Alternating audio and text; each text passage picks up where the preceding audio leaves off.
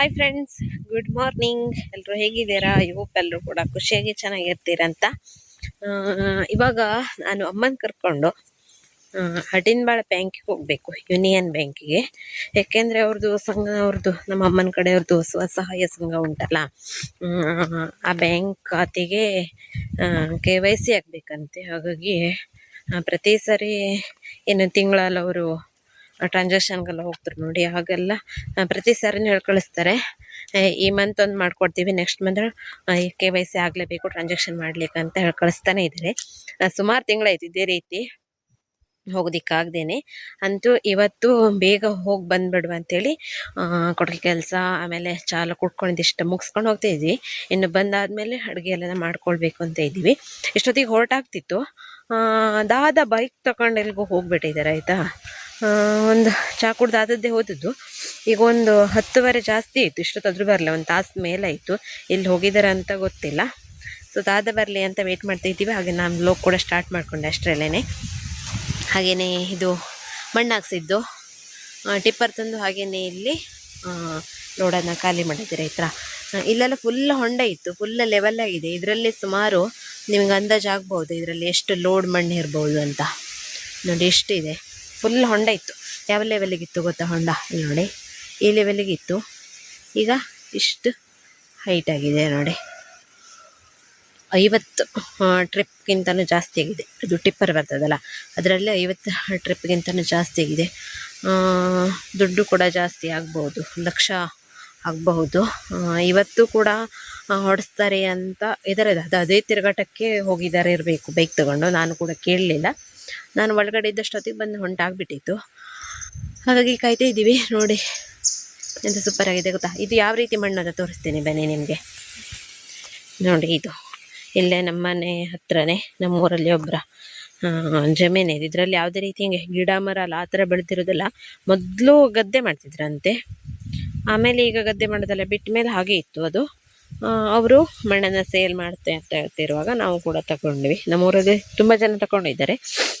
ಗದ್ದೆ ಮಣ್ಣು ಇದು ಆಯಿತಾ. ನೋಡಿ ಕೆಂಪು ಮತ್ತು ಈ ಥರ ಮಿಶ್ರಿತ ಮಣ್ಣು ತುಂಬ ಚೆನ್ನಾಗಿದೆ. ಇದರಲ್ಲಿ ಕಲ್ಲು ಅನ್ನೋದೇ ಇಲ್ಲ ಆಯಿತಾ, ತುಂಬ ಚೆನ್ನಾಗಿದೆ ಮಣ್ಣು. ಹಾಗಾಗಿ ದಾದನ ಕಡೆಯವರು ತಗೊಂಡಿರೋದು ತೋಟಕ್ಕೆ ಅಂತ. ನೋಡಿ ಇದು ಎಷ್ಟು ಚೆನ್ನಾಗಿದೆ ರೋಡೀಗ. ಆಗ ಸ್ವಲ್ಪ ಹಿಂಗೆ ಬಾರೆ ಕೋರೆ ಎಲ್ಲ ಇತ್ತು, ಈಗೆಲ್ಲ ಲೆವೆಲ್ಲಾಗಿದೆ.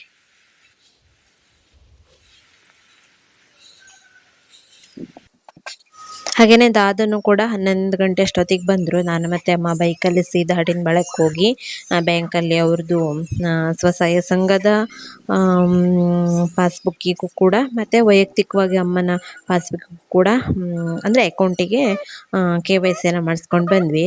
ಅಮ್ಮ ಹೋಗಬೇಕಾದಂಥ ರೀಸನ್ ಏನು ಅಂತಂದರೆ ಅಧ್ಯಕ್ಷರಾಗಿರೋದ್ರಿಂದ ಆ ಸಂಘದಕ್ಕೆ.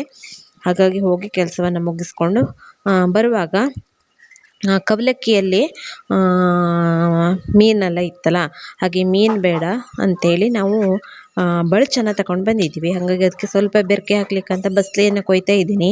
ಬಸ್ಲೆ ಇನ್ನೂ ಕೊಯ್ಯೋ ರೀತಿ ಏನು ಬೆಳೆದಿಲ್ಲ ಅಷ್ಟೊಂದು, ಆದ್ರೂ ದೊಡ್ಡ ದೊಡ್ಡ ಎಲೆಗಳೆಲ್ಲ ಇದೆ ನೋಡಿ ಸ್ಟಾರ್ಟಿಂಗಲ್ಲಿ ಬಿಟ್ಟಿರುವಂಥ ಎಲೆಗಳು, ಅದನ್ನೆಲ್ಲ ಕಟ್ ಮಾಡಿ ತೆಗೆದ್ರೆ ಒಳ್ಳೆಯದು ಇವಾಗಲೇ. ಮತ್ತು ಗಿಡ ಕೂಡ ಬೇಗ ಬೆಳೀತದೆ.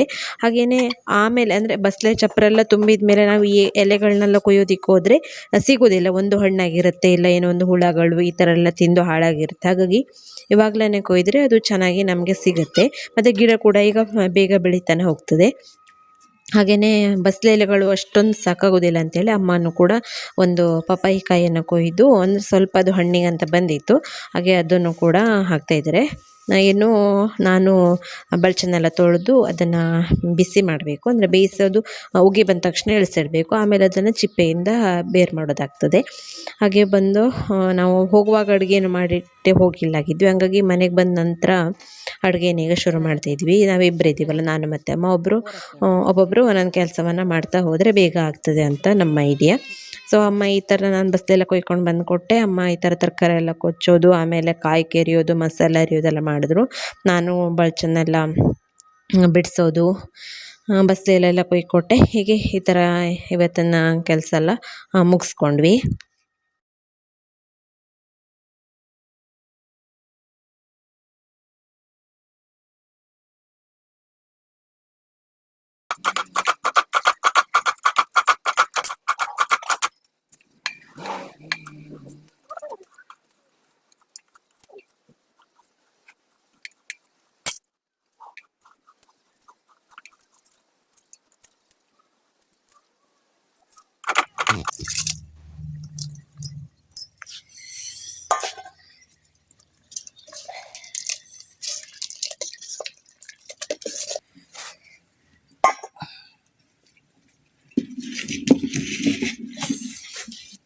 ಬಿಟ್ಟಿದ್ದೀವಿ ಇವತ್ತು ಹೊಗೆಯಲ್ಲಿ.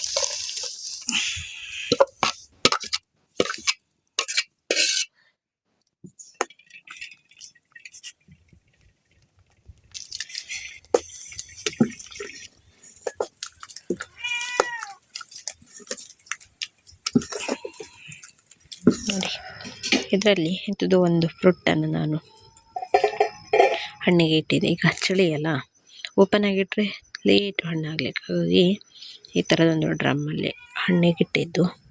ಎಷ್ಟು ಹಣ್ಣಾಗಿದೆ ಗೊತ್ತಾ ನೋಡಿ, ಹಣ್ಣಿನ ಬೇವರಿನ ನೀರಿದು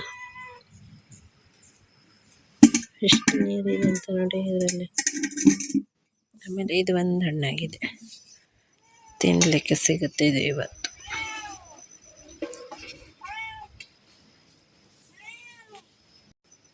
ನೋಡಿ ಇದು ಹಣ್ಣಾಗಿದೆ. ನಾವು ಇದಕ್ಕೆ ಸೀತಾಫಲ ಅಂತ ಹೇಳೋದು, ಕೆಲವೊಬ್ರು ಲಕ್ಷ್ಮಣ ಫಲ ಅಂತಲೂ ಹೇಳ್ತಾರೆ, ನಾವು ಸೀತಾಫಲ ಅಂತ ಹೇಳ್ತೀವಿ. ಮತ್ತು ರಾಮಫಲ ಅಂತಲೂ ಇನ್ನು ಹೇಳ್ತಾರೆ. ನಾನು ಕೆಲವೊಂದು ಬಾರಿ ಹಣ್ಣಿಂದು ವಿಡಿಯೋ ಹಾಕಿದವಾಗೆಲ್ಲ ಬೇರೆ ಬೇರೆ ಹೆಸರು ಬರ್ತದೆ, ನಂಗೆ ಕರೆಕ್ಟಾಗಿ ನೆನಪಿಲ್ಲ. ನಾವು ಹೇಳೋದು ಸೀತಾಫಲ ಅಂತ. ಆಮೇಲೆ ಇದೊಂದು ಹಣ್ಣಾಗಿದೆ, ನನಗಂತೂ ಫೇವ್ರೆಟ್ ಫ್ರೂಟ್ ಇದು. ಹಣ್ಣಾಗಿದೆ, ತೇವಂತೀವಿ. ಇದೊಂದು 4-5 ದಿನ ಆಗಿತ್ತು ನಾನು ಹಣ್ಣಿಗಿಟ್ಟು, ಕೊನೆಗೆ ಹಣ್ಣಾಗಿತ್ತು. ಬಾಯಲ್ಲೆಲ್ಲ ನೀರು ಬರ್ತಾ ಉಂಟು, ಬೇಗ ತಿನ್ನುವಲ್ಲ. ಮತ್ತು ತುಂಬ ತಂಪು ಈ ಹಣ್ಣು, ಚೆನ್ನಾಗಿದೆ.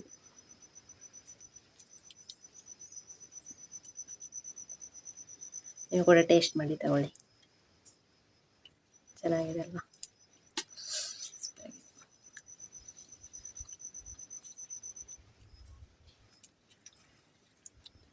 ಸ್ವಲ್ಪ ಸ್ವೀಟ್ ಕಡಿಮೆ ಇದೆ, ಚೆನ್ನಾಗಿದೆ ಫ್ರೆಂಡ್ಸ್. ಈಗ ಒಂದು ವಾರದಿಂದ ಭಯಂಕರ ಗಾಳಿ, ಒಂಥರ ಅನಾಹುತ ಎಲ್ಲ ಮಾಡೋ ರೀತಿ ಗಾಳಿ ಬೀಸ್ತಾ ಇದೆ. ತೋಟದಲ್ಲಂತೂ ಎಷ್ಟು ಅಡಿಕೆ ಮರ, ಆಮೇಲೆ ಬಾಳೆ ಮರ ಹೀಗೆಲ್ಲ ಮುರಿದೋಗಿದೆ. ಮತ್ತು ಮಳೆಗಾಲದಲ್ಲೂ ಕೂಡ ಇಷ್ಟೊಂದು ಮರಗಳಂತ ಬಿದ್ದಿಲ್ಲಗಿತ್ತೇನು ನಮ್ಮ ತೋಟದಲ್ಲೆಲ್ಲ. ಈಗ ಒಂದು ವಾರದಿಂದ ಸಿಕ್ಕಾಪಟ್ಟಿ ಗಾಳಿಗೆ ಎಲ್ಲ ಬಾಳೆ ಮರ ಇದು ಎಲ್ಲನೂ ಮುರಿದೋಗ್ತಾ ಇದೆ. ಹಾಗೆ ನಮ್ಮ ದೊಡ್ಡಪ್ಪನ ಮನೇಲಿ ನೋಡಿ, ಈಗೆಲ್ಲ ನುಗ್ಗೆ ಹೂ ಬಂದು ಕಾಯಾಗೋ ಸಮಯ ಅಲ್ಲ, ಸೊ ಚೆನ್ನಾಗಿ ಹೂ ಬಂದು ಕಾಯೆಲ್ಲ ಬಿಡ್ತಾ ಇತ್ತು. ಈ ಗಾಳಿಗೆ ಆ ನುಗ್ಗೆ ಮರವನ್ನೇ ಮುರಿದಾಕ್ಬಿಟ್ಟಿದೆ ಗಾಳಿ. ಹಾಗಾಗಿ ಇವತ್ತು ಸುಮಾರಷ್ಟು ಮನೆಗಳಿಗೆಲ್ಲ ಅವರು ಈ ಥರ ಹೂವು ಮತ್ತು ಕಾಯನ್ನೆಲ್ಲ ಕಳಿಸ್ಕೊಟ್ಟಿದ್ದಾರೆ, ಎಳೆದು. ಮತ್ತು ಅದರದ್ದು ಒಂದು ಈ ಥರ ಮಾಡಿದರೆ ಚೆನ್ನಾಗಿರುತ್ತೆ. ನುಗ್ಗೆ ಸೊಪ್ಪು, ಹೂವು ಎಲ್ಲನೂ ಕೂಡ ಆರೋಗ್ಯಕ್ಕೆ ತುಂಬ ಒಳ್ಳೆಯದು. ಪಲ್ಯ ಮಾಡುವ ಅಂತ ಈಗ ಬಿಡಿಸ್ತಾ ಇದ್ದೀನಿ. ಅಷ್ಟರಲ್ಲೇನೇ ಹೊರಗಡೆ ಯಾರೋ ಬಂದು ಮಾತಾಡ್ತಾ ಇದ್ರು, ಹಾಗೆ ಅಪರಿಚಿತರ ವಾಯ್ಸ್ ಕೇಳಿಸ್ತಾ ಇತ್ತು ಅಂತ ಬಂದು ನೋಡಿದೆ. ಹಾವಡಿಸುವರು ಬಂದಿದ್ರು, ಹಾಗೆಯೇ ಅವರು ಯಾವ್ಯಾವುದಕ್ಕೂ ನಾಟಿ ಔಷಧಿಗಳೆಲ್ಲ ಕೊಡ್ತೆ ಅಂತ ಪುರಾಣ ಓದ್ತಾ ಇದ್ರು. ಹಾಗೆ ದಾದೆ ಮತ್ತು ಅಣ್ಣರು ಕೇಳಿಸ್ತಾ ಇದ್ರು. ನಾನೆಲ್ಲ ಕಿಟಕಿಯಿಂದ ಒಂದು ವಿಡಿಯೋ ಮಾಡಿ ನಿಮಗೂ ಕೂಡ ತೋರಿಸ್ದೆ. ಹಳ್ಳಿ ಕಡೆ ಎಲ್ಲ ನೋಡಿ ಈ ಥರ ಎಲ್ಲ ಬರ್ತರು. ಈಗ ಅವ್ರು ಹೇಳ್ತಾ ಇದ್ರು, ಹಾವಡಿಸೋದು ಅಂದರೆ ಪುಂಗಿ ಊಸಿದ್ರೆ ಹಾವೆಲ್ಲ ಬರೋದೇ ಇಲ್ವಂತೆ, ತುಂಬ ಶಾರ್ಪಾಗಿ ಬಿಟ್ಟಿದೆಯಂತೆ ಹಾವೆಲ್ಲ ಅಂತ ಹೇಳ್ತಾ ಇದ್ರು. ಸುಮ್ಮನೆ ಒಂದು ಮನೆಗೆ ಭೇಟಿ ನೀಡಿ ಜನರಿಂದ 10, 20, 50 ಈ ಥರ ದುಡ್ಡನ್ನು ಇಳಿಸ್ಕೊಂಡು ಹೋಗೋದು ಐಡಿಯಾ ಅವ್ರದ್ದು ಅಷ್ಟೇ. ಮತ್ತು ಪುಂಗಿ ಊದಿಸೋದಿಲ್ಲ, ಎಂತಕ್ಕೆಂದ್ರೆ ಅವ್ರಿಗೆ ಹಾವು ಬಂದುಬಿಟ್ರೆ ಅವ್ರಿಗೂ ಭಯದಲ್ಲಿ ಮತ್ತು ಓಡೇ ಹೋಗ್ಬಿಡೋರು, ಆ ಥರ ಕೂಡ ಭಯನೂ ಇರ್ತದೆ. ನೋಡಿ ಈ ಥರ ಹೂವನ್ನೆಲ್ಲ ಚೆನ್ನಾಗಿ ಬಿಡಿಸ್ತೀನಿ. ಮತ್ತು ನುಗ್ಗೆಕಾಯಲ್ಲಿ ಎಷ್ಟು ಎಳೆದು ಗೊತ್ತಾ, ಅದನ್ನು ಸರಿಯಾಗಿ ಸಾರು ಮಾಡೋದಕ್ಕೂ ಬರೋದಿಲ್ಲ, ಆದರೆ ಫ್ಲೇವರಿಗೋಸ್ಕರ ಹಾಕಿ ಮಾಡ್ಬೋದು. ಅಂದರೆ ತುಂಬ ಎಳೆಯಿತು ಅದು, ಹಾಗೆ ಚೆನ್ನಾಗಿರ್ತದೆ ಟೇಸ್ಟು. ಆದರೂ ಕೂಡ ಒಂದು ಮಾಡೋದು, ಸುಮ್ಮನೆ ವೇಸ್ಟ್ ಮಾಡೋದು ಬೇಡ. ನೋಡಿ ಇದಂತೂ 0 ಕೆಮಿಕಲಲ್ಲಿ ಸಿಕ್ಕಿರೋದು, ನಮಗೆಲ್ಲ ನ್ಯಾಚುರಲ್ ಆಗೇ ಇರೋದು. ಹಾಗಾಗಿ ತುಂಬ ರುಚಿಯಾಗ್ತದೆ. ನೀವು ಈಗ ಎಷ್ಟೇ ಹೈ ರೇಟಲ್ಲಿ ತರಕಾರಿಯನ್ನು ತಗೊಂಡು ಅಡುಗೆ ಮಾಡಿದ್ರು ಕೂಡ ಇದರಷ್ಟು ಟೇಸ್ಟ್ ಆಗೋದೇ ಇಲ್ಲ. ಸೊ ತುಂಬ ರುಚಿಯಾಗಿರುತ್ತೆ.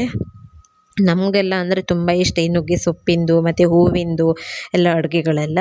ಹಾಗಾಗಿ ಇವತ್ತಿನ ದಿನ ಮಾಡುವ ಹೇಳಿ, ಮತ್ತು ಪ್ರಕೃತಿಯೇ ಕೊಟ್ಬಿಟ್ಟಿದೆ ಇವತ್ತು ಮಾಡ್ಕೊಂಡು ತಿನ್ನಿ ಅಂತ. ಗಾಳಿ ಎಲ್ಲ ಉದುರ್ಸಕ್ಕೆ ಹೋಗ್ಬಿಟ್ಟಿತ್ತು, ಹಾಗಾಗಿ ಮಾಡ್ತಾಯಿದ್ವಿ. ಸೊ ಈ ಥರ ಒಂದು 3-4 ನೀರಲ್ಲಿ ಚೆನ್ನಾಗಿ ತೊಳ್ಕೊಳ್ಬೇಕು.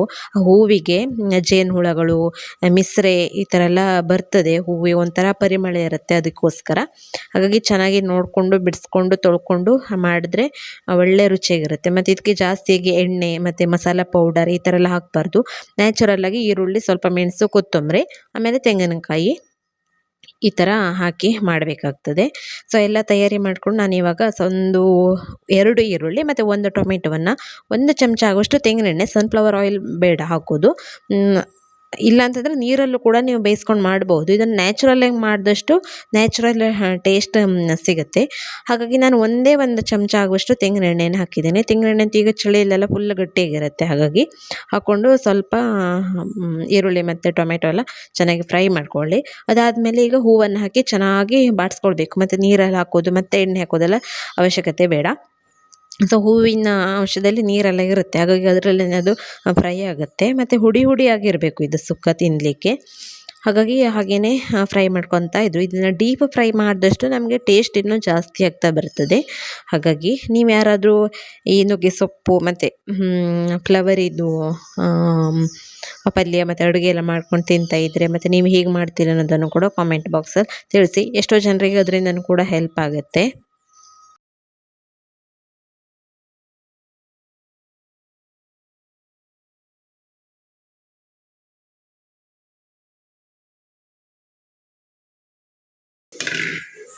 ಆರೇಳು ನಿಮಿಷ ಟೊಮೆಟೊ ಫ್ರೈಯಲ್ಲೇ ಚೆನ್ನಾಗಿ ಬೇಯಿಸ್ಕೊಂಡ ನಂತರ ಈ ಥರ ತೆಂಗಿನಕಾಯಿ, ಮೆಣಸು ಮತ್ತು ಕೊತ್ತಂಬರಿಯನ್ನು ಸ್ವಲ್ಪ ತರಿಯಾಗಿ ಹುಡಿ ಹುಡಿಯಾಗಿ ಹರ್ಕೊಂಡಿರುವಂಥ ಮಸಾಲೆಯನ್ನು ಹಾಕಿ ಚೆನ್ನಾಗಿ ಡೀಪ್ ಫ್ರೈ ಮಾಡಬೇಕು.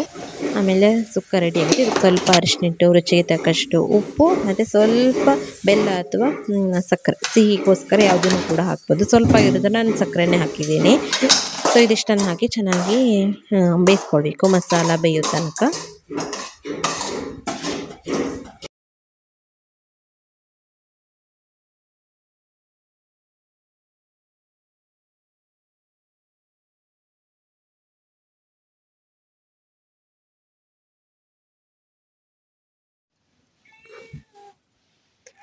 ಇದರಲ್ಲಿ ಎಂತ ಇದೆ ಗೊತ್ತಾ, ಒಣ ಮೀನು ಸುಟ್ಟಿ ಚಟ್ನಿ ಮಾಡೋಕೆ ಹೇಳಿ. ಎಂತ ಗೊತ್ತೋಗುವುದಿಲ್ಲ ಮಾನ ಮನೆ ದೊಡ್ಡ ಬೆಂಕಿ ಮಾಡಿದ್ರೆ.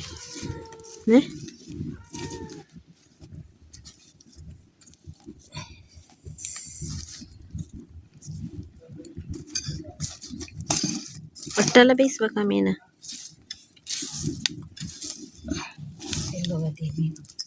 ಮೀನೇ ಇಲ್ಲ ಇಲ್ಲದೆ ಮ್ಯಾನಕ್ಕೆ ಬೇಯುವುದಿಲ್ಲ. ಇದು ಹಂಗೆ ಮಾಡಿಟ್ರೆ ಬೇಯ್ತದೆಯಾ? ತೊಟ್ಟುಕು ಮಾಡ್ಲಿಕ್ಕೆ ಹಿಡಿಲಿಲ್ಲ. ಇದು ಒಟ್ಟು ಹಾಕೋದು ಬಿಡ, ಬ್ಯಾಗ್ ಹಿಡಿತದ ಆಚೆಗೆ ಈಚೆಗೆ.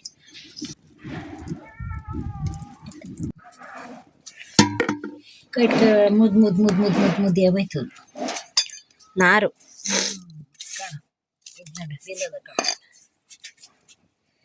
ತುಂಡು ಮಾಡಾಕಿದೀಯಾ? ತುಂಡು ಮಾಡಾಕಿದೀಯಾ?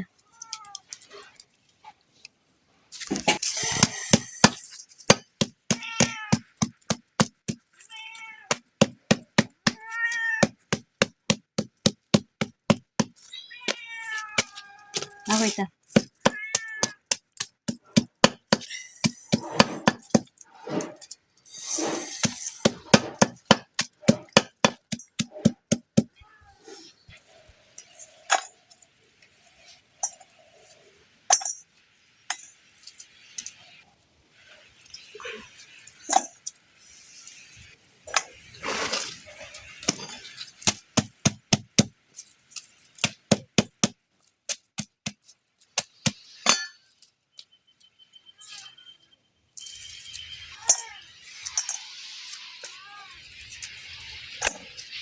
ನೋಡಿ ಚಟ್ನಿಯನ್ನು ಅರ್ದಿರು. ಈಗ ಇದಕ್ಕೆ ಒಣ ಮೀನನ್ನು ಸುಟ್ಟಾಗದೆ ತೊಳೆದು ಹಾಕಬೇಕು.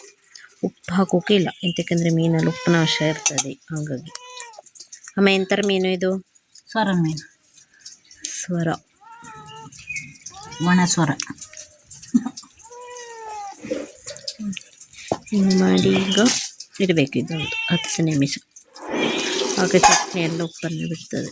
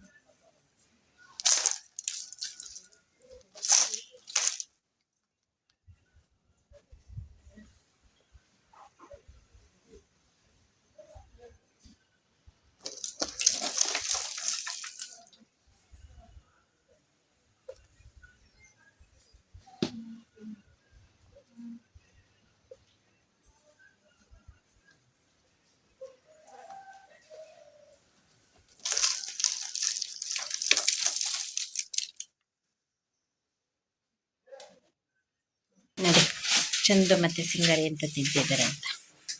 ಇಲ್ಲೆಲ್ಲ ತಂದು ಒಗೆದಿಟ್ಟಾಳೆ ಅವಳು. ಗಾಳಿ ಎಲ್ಲ ವಿಪರೀತ, ಬಾಳೆ ಮರ ಎಲ್ಲ ದೂರ ಹಾಕಿದೆ. ಸುಮ್ಮನೆ ಬಾಳೆ ಎಲ್ಲ ಇಂಥದ್ದು ವೇಸ್ಟ್ ಮಾಡೋದು, ಇವರಿಗೆ ಹಾಕಿದರೆ ತಂಪರವಾಗ್ತದೆ ಅಂತ ತಂದು ಹಾಕಿದ್ದೇನೆ ನೋಡಿ. ಭಾರಿ ಬ್ಯುಸಿ ತಿನ್ನೋದ್ರಲ್ಲಿ.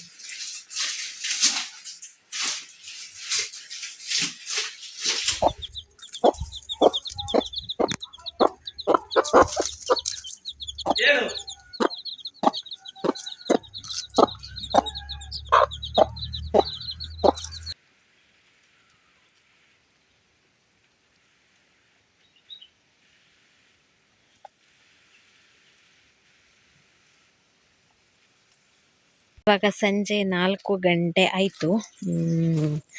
ನಾನು ಕೊಬ್ಬರಿಯನ್ನು ಒಣಸಿದರೆ ಆಯಿತಾ, ಸೊ ಅದನ್ನು ತುಂಬಲಿಕ್ಕೆ ಅಂತ ಬಂದೆ. ಕೇಳ ಹೇಳಲ್ಲಿಂದ ನೋಡಿ, ಇದು ಎಣ್ಣೆ ಮಾಡಿಸ್ಲಿಕ್ಕೆ.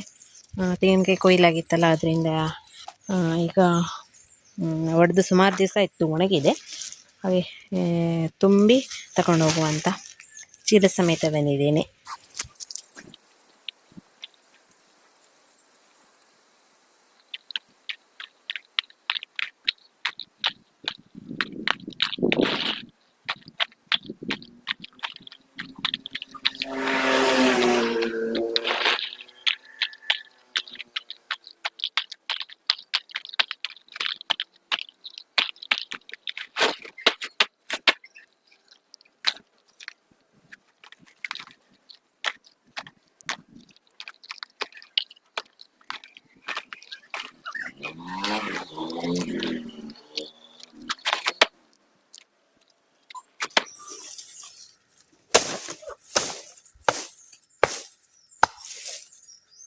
ರಾಕಿಗೆ ನೋಡಿ, ಇಲ್ಲಿ ಎತ್ತರ ಮಂಡರಾಶಿ ಮೇಲೆ ಕೂತ್ಕೊಂಡು ನೋಡಲಿಕ್ಕೆ ವಾಚ್ ಟವರ್ ಆದಂಗಾಗಿದೆ ಅಲ್ಲ ನರಕ್ಕೆ.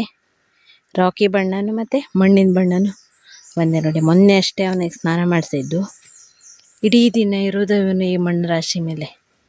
ರಾಕಿಗೆ ಮಣ್ಣು ರಾಶಿ ಹಾಕ್ಸ್ಕೊಟ್ಟಂಗಾಗದೆ ಮಲಗೋಕೆ ಅಲ್ಲ ನರಕ್ಕೆ. ನೋಡಿ ಹೇಳ್ತಾ ಇರೋದ್ರಲ್ಲಿ ಇಷ್ಟು ಚಂದ ಮಾಡಿ ಕೇಳಿಸ್ಕೊಂತ ಅವನೇ ಅಂತ.